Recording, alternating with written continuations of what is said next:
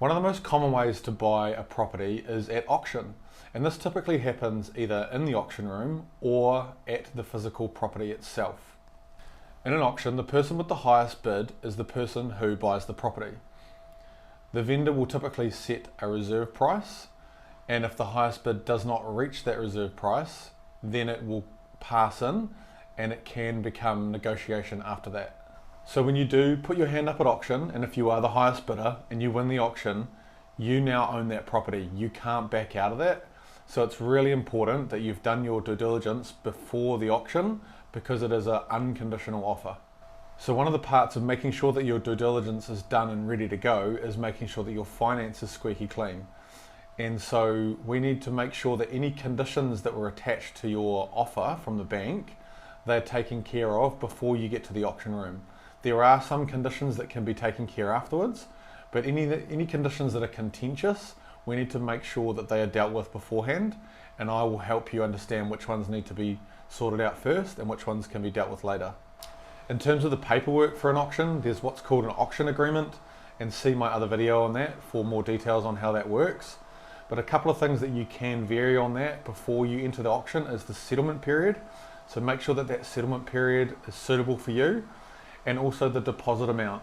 So you do need to pay a deposit on the day at auction when you win, and the default amount will usually be 10% of the purchase price. However, that doesn't always work for everyone.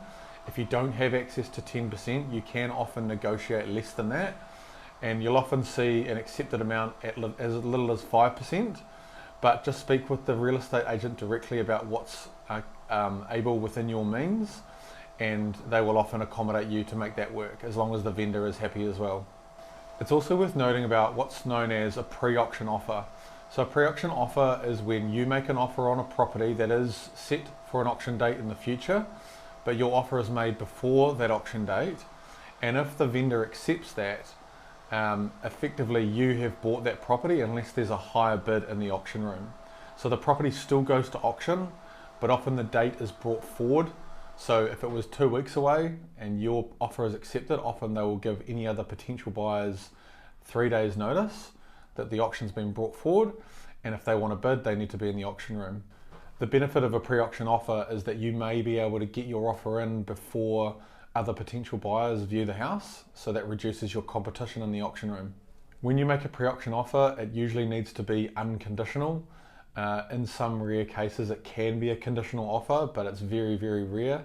So when you do make that offer, you need to also be very aware that your offer is unconditional. So it's exactly the same as bidding at auction. You need to have all your due diligence done before your pre-auction offer is made and accepted.